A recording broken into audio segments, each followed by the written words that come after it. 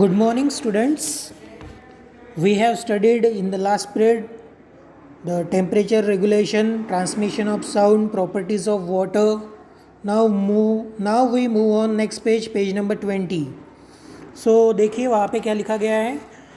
Take a bucket of water, drop many different kinds of articles in it. Make separate list of articles which sink in water and those that float on it. तो हमको एक bucket of water लेना है और उनमें कुछ objects डालने हैं. फिर हमको एक लिस्ट बनानी है जो वाटर के अंदर सिंक हो गए, मतलब सिंक होना मतलब डूब गए, वाटर के अंदर सिंक हो गए मतलब डूब गए. ऐसे ऑब्जेक्ट जो वाटर के अंदर डूब गए और ऐसे ऑब्जेक्ट जो वाटर के ऊपर फ्लोट हो रहे हैं, ऐसी हमको लिस्ट बनानी है. तो देखिए स्टूडेंट्स, बाजू में यहाँ पे हमको पिक्चर में दिख रहा है ये हमारी बकेट है, उसमें बहुत सारे अलग अलग ऑब्जेक्ट्स है. तो जैसे ये देखिए पेंसिल है, स्केल है, रबर बैंड है, then pencil, scale, eraser, pencil, scale, rubber band और शार्पनर, ये है जो फ्लोट हो रहे हैं. और नीचे जो है जैसे यहाँ पे देखिए एक स्पून है और एक कंपास है, कंपास के बाद एक इरेज़र है. ये सब क्या हो रहे हैं, ये हो गए सिंक. तो ऐसा क्यों होता है?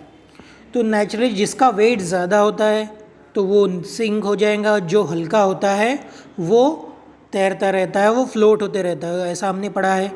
तो एक्चुअल में क्या होता है? तो एक्चुअल में ऐसी कंडीशन है कि जो ऑब्जेक्ट की डेंसिटी ज़्यादा होती है, जो ऑब्जेक्ट की डेंसिटी ज़्यादा होती है वो ऑब्जेक्ट सिंक हो जाता है, और जो ऑब्जेक्ट की डेंसिटी कम होती है वो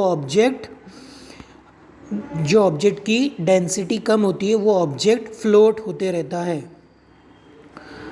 अब देखिए, take some water on a pot and add a few pieces of ice to it, observe what happens. तो अब यहाँ पे देखिए स्टूडेंट्स, ये सेकंड फिगर है अपनी. अब यहाँ पे देखिए हमने फिर से एक वाटर वाला ग्लास लिया है और उसमें आइस क्यूब्स डाले हैं. तो we can easily see that the ice is floating on water. Ice क्या हो रहा है? वाटर के ऊपर फ्लोट हो रहा है, तैर रहा है. ऐसा क्यों हो रहा है? बिकॉज ऐसा तभी होना चाहिए जब आइस ये वाटर से हल्का होगा. आइस ये वाटर से हल्का होगा मतलब आइस की डेंसिटी वाटर से कम होगी. तो आइस इज़ लाइट, ये देखिए नेक्स्ट पैराग्राफ में लिखा गया है ice is lighter than water. ऐसा लिखा गया है ice is lighter than water. Water freezes to form ice, it becomes lighter than the original liquid. When the water freezes, that is when it transforms into solid state, its volume increases. Therefore, the density of ice is less than that of water. That is why the ice floats on water. तो देखिए फिर से पढ़ते हैं students. Ice is lighter than water. Ice ये कैसा है? Water से हल्का होता है. Water freezes to form ice. तो आइस किससे बनता है? वाटर से ही बनता है. जैसे जैसे वाटर का टेम्परेचर कम होता है वो फ्रीज़ होता है और वो आइस में कन्वर्ट होता है, और जैसे ही वो आइस में कन्वर्ट होता है it becomes lighter then the original liquid. तो जैसे ही वाटर ये आइस में कन्वर्ट होता है तो वो ओरिजिनल लिक्विड से, जो वाटर था उससे लाइटर मतलब हल्का हो जाता है. तो व्हेन द वाटर फ्रीजेस, तो जब वाटर फ्रीज हो जाता है it transform into solid state. तो वाटर किस में ट्रांसफॉर्म हो जाता है? Solid state, that is ice में कन्वर्ट होता है, और उसका जो वॉल्यूम है वॉल्यूम इंक्रीज होता है. वॉल्यूम क्या होता है? इंक्रीज होता है. तो वॉल्यूम क्या होता है? तो वॉल्यूम इज़ कोई भी ऑब्जेक्ट जितनी स्पेस कवर करता है, कोई भी ऑब्जेक्ट जितनी स्पेस कवर करता है तो उसको हम कहते हैं volume. The density of ice is less than that of water. तो ये जो हमारा आइस क्यूब है इसकी जो डेंसिटी है ये वाटर से कैसी है? कम है. यहाँ पे डेंसिटी लेस है और यहाँ पे डेंसिटी ज़्यादा है, इसलिए आइस वाटर के ऊपर फ्लोट होता है. ध्यान दीजिए स्टूडेंट्स, मैं क्या बोल रहा हूँ? The density of ice is less than that of water. तो आइस की डेंसिटी ये वाटर की डेंसिटी से कम होती है, मतलब आइस ये ओरिजिनल लिक्विड वाटर से हल्का है, आइस ये हल्का है, इसलिए आइस वाटर के ऊपर फ्लोट होते रहता है। अब है डेंसिटी ऑफ वाटर। तो डेंसिटी का फॉर्मूला देखिए क्या है, डेंसिटी का फॉर्मूला है मास upon volume. This is the formula given है। तो ये डेंसिटी का फॉर्मूला आप लोगों को लर्न करना है students. Density is equal to mass upon volume. तो ये मास क्या होता है, वॉल्यूम क्या होता है, ध्यान दीजिए स्टूडेंट्स। तो जैसा अगर कोई भी ऑब्जेक्ट है, ये ऑब्जेक्ट है, ये ऑब्जेक्ट ने जितनी ये स्पेस कवर की है, ये पूरी स्पेस, ये हो गया उसका वॉल्यूम। ये क्या हो गया, वॉल्यूम। अब मास क्या है, तो सपोज़ ये ऑब्जेक्ट है और ऑब्जेक्ट के अंदर कितना मैटर प्रेजेंट है, सपोज़ इतना, ये इतना ही ये घना है, इतना ही मैटर प्रेजेंट है यहाँ तक, बाकी का ये हॉलो है, यहाँ पे कोई मैटर प्रेजेंट नहीं है। ध्यान दीजिए स्टूडेंट्स, मैं वॉल्यूम और मास में आपको डिफरेंस समझा रहा हूँ। जैसे ये ऑब्जेक्ट लिया था, ये ऑब्जेक्ट ने जितनी स्पेस कवर की है, ये स्पेस कवर की है, मतलब ये हो गया इसका वॉल्यूम। और ये ऑब्जेक्ट ने जितना ऑब्जेक्ट के अंदर जितना मैटर है, ऑब्जेक्ट के अंदर जितना मैटर है, तो ये मैटर को हम कहेंगे मास। तो डेंसिटी का फॉर्मूला बनता है density is equal to mass upon volume. और डेंसिटी का यूनिट क्या होता है, ये देखिए यहाँ पे लिखा गया है ग्राम अपॉन सीसी। तो दैट इज उसका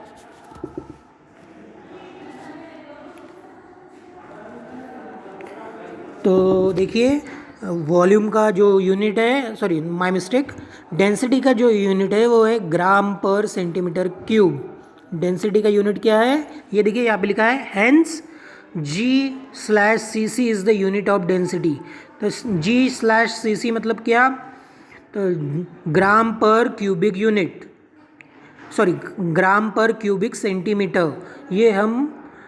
ये है डेंसिटी का यूनिट, ग्राम पर क्यूबिक सेंटीमीटर, ये है डेंसिटी का यूनिट। ये आपको एग्जाम में पूछा जा सकता है, what is the unit of density, तो ग्राम पर क्यूबिक सेंटीमीटर, ये डेंसिटी का यूनिट है। और डेंसिटी का फॉर्मूला भी आपको पूछा जा सकता है, density is equal to mass upon volume. फिर है एनामोलस बिहेवियर ऑफ वाटर। तो एनामोलस बिहेवियर ऑफ वाटर मतलब क्या है, तो वाटर का एक थोड़ा सा अलग बिहेवियर होता है, वो हमको पढ़ना है। Usually when the temperature of the substance is load, its density increases and the volume decreases. तो यूजुअली मतलब हमेशा क्या होता है, जब किसी भी सब्सटेंस का टेम्परेचर अगर कम होता है, किसी भी सब्सटेंस का क्या होता है, टेम्परेचर कम होता है। तो सपोज कोई एक सब्सटेंस है उसका, और उसके ये मॉलिक्यूल्स है ऐसे ऐसे, ठीक है, सपोज ये सब्सटेंस है और ये इसके मॉलिक्यूल्स है। तो अगर कोई सब्सटेंस का टेम्परेचर अगर कम होता है तो उसके मॉलिक्यूल्स क्या हो जाते हैं, पास पास में आ जाते हैं। मॉलिक्यूल्स क्या हो जाते हैं, पास पास में आ जाते हैं, चिपक जाते हैं। तो इसलिए उनका जो स्पेस है वो कम हो जाती है, उनकी जो स्पेस है कम हो जाती है। स्पेस कम हो गई मतलब वॉल्यूम कम हो जाता है। स्पेस कम हो गई मतलब क्या होता है, वॉल्यूम कम हो जाता है। तो यहाँ पे देखिए वही है कि जैसे ही टेम्परेचर कम हो गया, डेंसिटी इंक्रीज़ हो जाती है, मॉलिक्यूल्स पास पास में आ गए, डेंसिटी इंक्रीज़ हो गई, लेकिन जो स्पेस कवर हो गई, यहाँ पे देखिए स्पेस ज़्यादा है, यहाँ पे स्पेस कम है, मतलब वॉल्यूम डिक्रीज़ हो गया। डेंसिटी इंक्रीज़ हो गई और वॉल्यूम डिक्रीज़ हो गया, ऐसा इसका मीनिंग हो गया स्टूडेंट्स।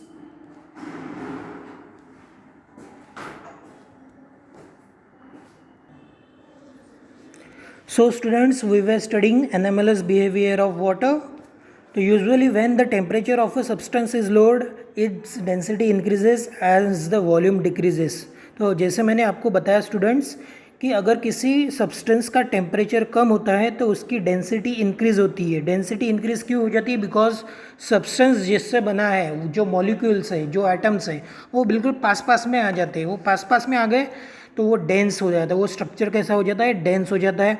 तो उसका वॉल्यूम, उसका स्पेस कम हो जाता है, उसका स्पेस कम हो गया तो उसका वॉल्यूम भी कम हो जाता है। तो डेंसिटी अगर इंक्रीज होती है, किसी भी सब्सटेंस की डेंसिटी अगर इंक्रीज होती है तो वॉल्यूम डिक्रीज होता है। But the water is an exception to this rule. लेकिन ये रूल के लिए वाटर कैसा है, एक्सेप्शन है।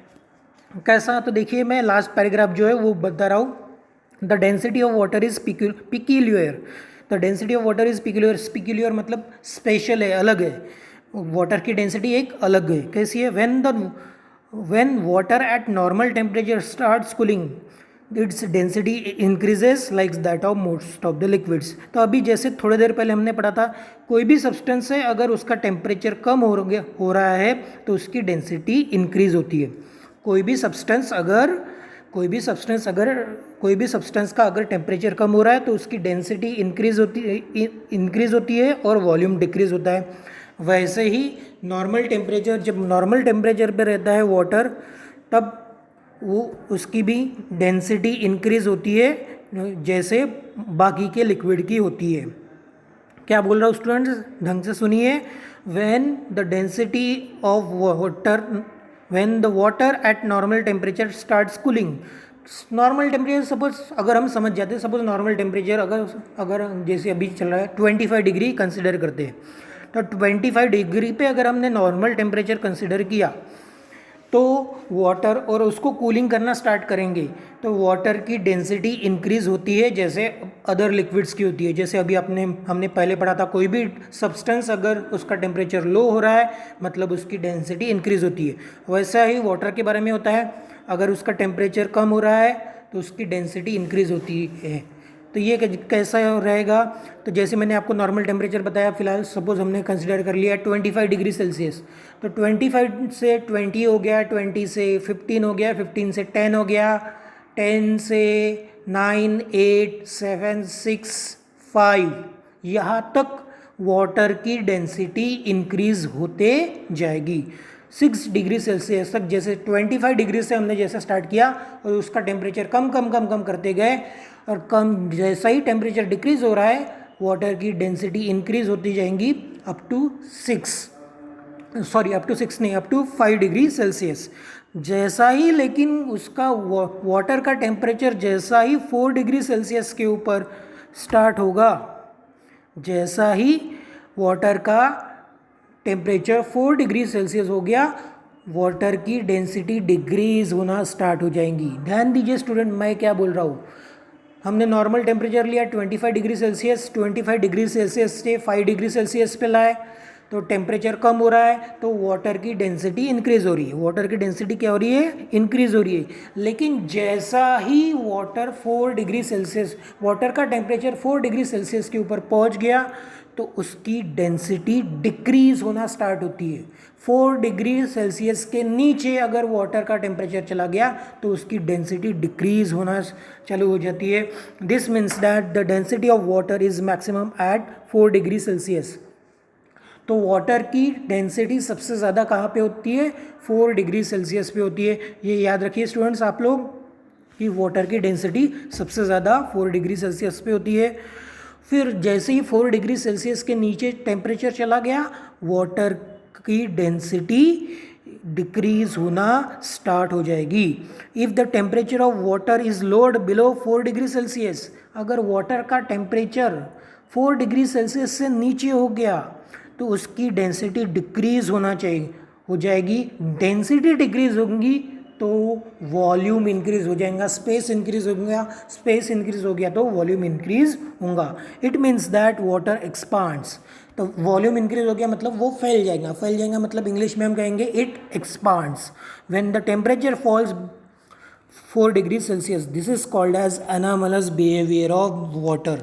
तो इसको हम कहते हैं एनामलस बिहेवियर ऑफ वाटर। तो देखिए स्टूडेंट, फिर से समझाता हूँ। तो जैसे हमने 25 डिग्री सेल्सियस नॉर्मल टेम्परेचर का कंसिडर किया, तो जैसे ही वाटर का टेम्परेचर हम कम करते गए, 20 से 15, 15 से 10, देन 9, 8, 7, 6, 5, 4, तो डेंसिटी इंक्रीज होती जाएंगी और डेंसिटी 4 डिग्री पे सबसे ज़्यादा डेंसिटी रहेगी। लेकिन जैसा ही 4 डिग्री के नीचे वाटर का टेम्परेचर चला जाएगा, वाटर की डेंसिटी इंक्रीज वाटर की डेंसिटी डिक्रीज होना स्टार्ट होगी, वाटर की डेंसिटी क्या होंगी, डिक्रीज होना स्टार्ट हो जाएंगी। तो ये जो वाटर का बिहेवियर है इसको हम कहते हैं एनामलस बिहेवियर ऑफ वाटर। अब हम आगे जाएंगे, ये देखिए तो यहाँ पे देखिए दो डायग्राम है, एक है ए दूसरी है बी। तो यहाँ पे इफेक्ट्स ऑफ डेंसिटी देखना है। तो देखिए पहला पहल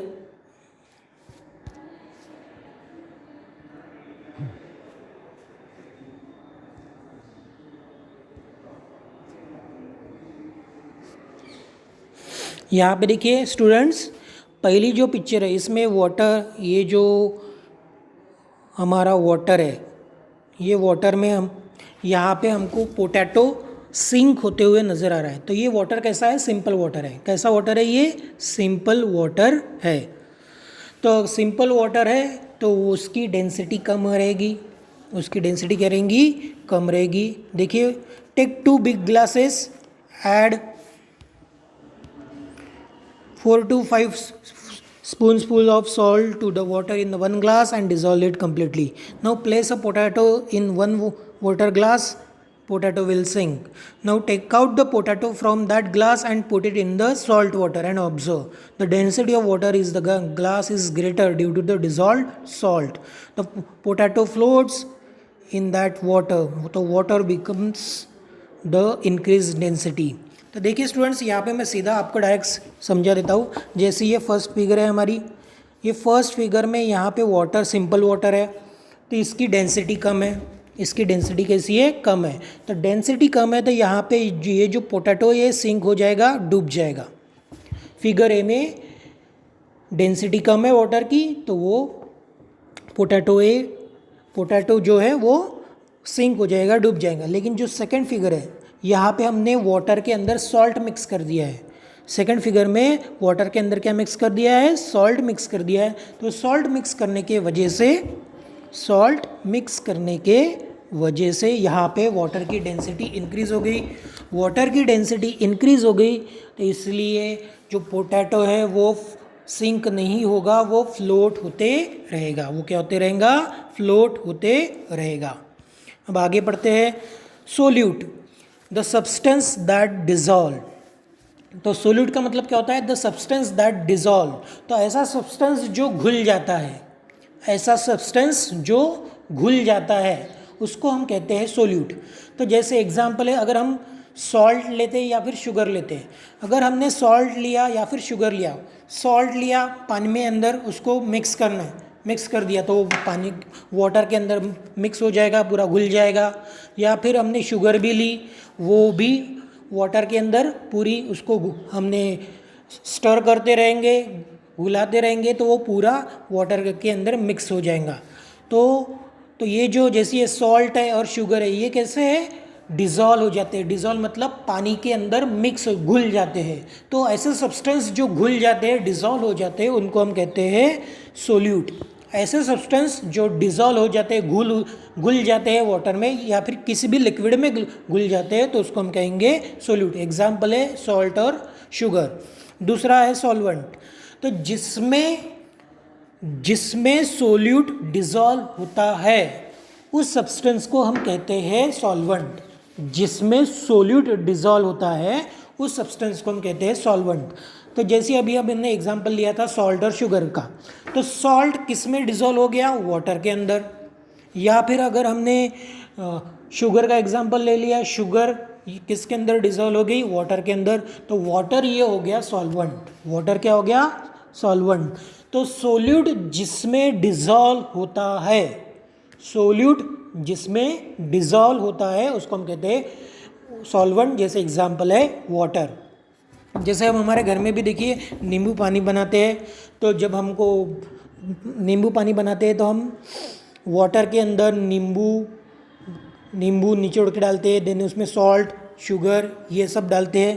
तो नींबू, सॉल्ट, शुगर ये सब हो गए सोल्यूट। और सॉल्वेंट कौन सा हो गया, वाटर। सॉल्वेंट क्या हो गया, सॉल्वेंट कौन सा हो गया, वाटर। फिर ये जो है नींबू, सॉल्ट, शुगर और वाटर, ये सबको मिला के जो मिक्सचर बनता है उसको हम कहते हैं सॉल्यूशन। उसको क्या कहते हैं, सॉल्यूशन। तो सॉल्यूशन क्या होता है, जिसमें हम सॉल्यूट को डिसॉल्व करते हैं, सॉल्यूट को सॉल्वेंट में हम डिसॉल्व करते हैं। सॉल्यूट को किस में डिसॉल्व करते हैं, सॉल्वेंट में डिसॉल्व करते हैं। तो जैसा ही सॉल्यूट सॉल्वेंट में डिसॉल्व हो गया तो हमको एक न्यू सब्सटेंस मिलता है, वो न्यू सब्सटेंस को हम कहते हैं सॉल्यूशन। तो ये हो गया सॉल्यूशन। अब आगे uses of water according to its properties. Water is useful for the transport due to its fluidity. तो स्टार्टिंग में आपको बताया था वाटर की एक प्रॉपर्टी है, प्रॉपर्टी कौन सी है, फ्लूइडिटी। फ्लूइडिटी मतलब फ्लूइड, तो फ्लूइड मतलब ऐसा सब्सटेंस जो फ्लो होता है, ऐसा सब्सटेंस जो फ्लो होता है उसको हम कहते हैं फ्लूइड सब्सटेंस। तो वाटर ये गैसियस स्टेट में रहा तो भी फ्लो हो सकता है, वाटर लिक्विड स्टेट में रहेगा तो भी फ्लो हो सकता है। Water falling down from the height is use to generate electricity with the help of generator. तो आप लोगों ने देखा होगा बड़े बड़े डैम से ऊपर से वाटर नीचे गिरता है, यहाँ पे बहुत बड़े बड़े वाटरफॉल होते हैं, तो ये वाटरफॉल से भी ऊपर से नीचे वाटर गिरता है। तो वहाँ पे अगर हम जनरेटर लगाते हैं तो वहाँ पे हम वाटर से इलेक्ट्रिसिटी जनरेट कर सकते हैं। Water is coolant and is used in motor vehicles to control the temperature of engine. तो वाटर इज़ गुड कूलेंट। तो वाटर ये कोई वाटर का टेम्परेचर कम होता है तो ये किसी भी चीज़ को ठंडा करता है। तो जैसे हमारे व्हीकल्स होते हैं, 4 व्हीलर्स है, ये 4 व्हीलर्स मतलब कार है या फिर ट्रक है, इनको अगर हम ज़्यादा चलाते हैं तो उनके इंजन गर्म हो जाते हैं, तो इनको ठंडा करने के लिए हम वाटर का यूज़ करते हैं। Many substance are soluble in water, so water is a universal solvent. तो बहुत सारे सब्सटेंस ऐसे हैं जो वाटर में घुल जाते हैं, बहुत सारे सब्सटेंस ऐसे हैं जो वाटर में घुल जाते हैं, जैसे सॉल्ट है, शुगर है, ठीक है, जैसे नींबू है, अलग अलग, या फिर किसी का भी जूस है वो वाटर के अंदर मिक्स हो जाता है। कोई भी फ्रूट लो उसका जूस बना लो वाटर के अंदर मिक्स हो जाता है। तो कोई भी most of the substances water में घुल जाते हैं, इसलिए वाटर को हम कहते हैं यूनिवर्सल सॉल्वेंट। ये आपको गिव रीजन में आ सकता है। Water is used as solvent in factories, laboratories, food stuffs and in various types of biological processes occurring in the body such as digestion and excretion. तो वाटर और किस में यूज़ होता है, तो एज ए सॉल्वेंट फैक्ट्रीज में, बड़ी बड़ी जो फैक्ट्रीज होती है, लेबोरेटरीज जो होती है, फूड स्टब्स है, तो लेबोरेटरीज में, फैक्ट्रीज में, फूड स्टब्स, कोई भी चीज़ बनाने के लिए, खाना बनाने के लिए हम वाटर का यूज़ करते हैं। और साथ में जो हमारी बायोलॉजिकल प्रोसेस है, बायोलॉजिकल प्रोसेस मतलब डाइजेशन, जैसे हमने खाना खा लिया तो खाना खाने के बाद थोड़ी देर के बाद हम वाटर पीते हैं, वाटर ड्रिंक करते हैं। तो खाना खाने के थोड़ी देर के बाद जब हम वाटर ड्रिंक करते हैं उसके बाद डाइजेशन की प्रोसेस स्टार्ट होती है। तो डाइजेशन की प्रोसेस करने के लिए भी वाटर ज़रूरी है। उसके बाद एक्सक्रीशन लिखा है, तो हम जितना खाते हैं उससे थोड़ा सा ज़्यादा ही हम खा लेते हैं, जितना हमको चाहिए उससे थोड़ा सा ज़्यादा हम खा लेते हैं। तो कुछ पार्ट वेस्ट मटेरियल बच जाता है, तो वो वेस्ट मटेरियल बाहर निकालते हैं हम, मॉर्निंग को वॉशरूम जाना पड़ता है तो उसके लिए भी हम वाटर का यूज़ करते हैं। Water is useful for cleaning purposes such as bathing, washing clothes. तो वाटर और कौन से पर्पजेज़ के लिए यूज़ किया जाता है, जैसे क्लीनिंग पर्पजेज़, जैसे हमको कपड़े धोने हैं, हमको खुद नहाना है, ऐसे चीज़ों के लिए भी हम वाटर का यूज़ करते हैं। आज के लिए इतना ही स्टूडेंट्स, बाकी का हम नेक्स्ट पीरियड में पढ़ेंगे। Thank you.